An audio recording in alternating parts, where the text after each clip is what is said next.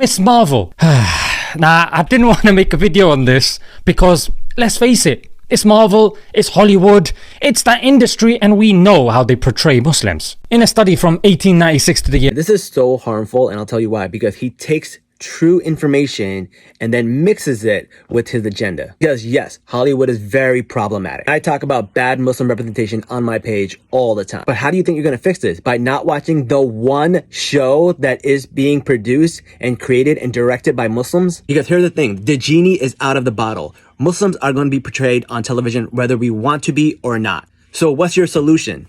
Because the only solution is for Muslims to tell their own story. Those statistics that you're spouting out, who do you think got those? It's Muslim people in the entertainment industry working with institutions to raise awareness. And what you're doing, unbeknownst to you, is sabotaging these people and prompting up the people who will continue to make us look like we're uncivilized, that we've always known war. And this has real world consequences, as you can see with the way they're treating the people in Ukraine compared to how they treat people in the Muslim world. She comes from strict religious parents. Okay, look at the father. Yep, bearded guy, very stern. And there you can see the brother, also with a beard. Yes, doesn't look very happy, does he? Nope. She's got this obsession for pigs. Yeah, look, here she's drawing them in a book. Then there she's got it hung up in her room. That picture is a sloth. The other picture is a unicorn. Do you not know what a pig looks like? Also, you obviously don't know anything about Miss Marvel because everything you said was so wrong.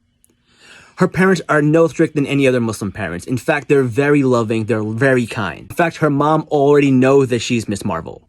And her father treats her with nothing but love. And her brother is such a good Muslim that he won't even take a job at the bank because it has interest.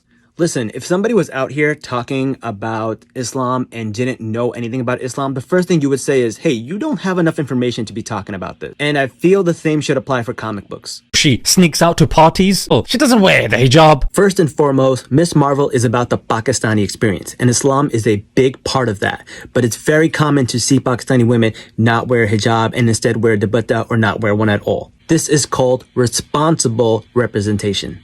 And then you have a problem with her going to parties. Well, you know what else she does after she goes to the party? She also goes to the mosque. She repents. She asks God for forgiveness. She talks to her imam about it.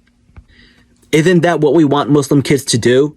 Not be perfect and have to live up to these unrealistic expectations, but to turn to God when you make a mistake, to repent, to ask for help for people in our community. Because if you're waiting for a show with the perfect Muslim, no one's gonna watch that. That's not how TV shows work. You need conflict. You need character development. If you're already perfect, there's nowhere to go. The perfect Muslim doesn't exist. You're going to make mistakes. But how you treat those mistakes, how you respond to those mistakes, is what makes you who you really are.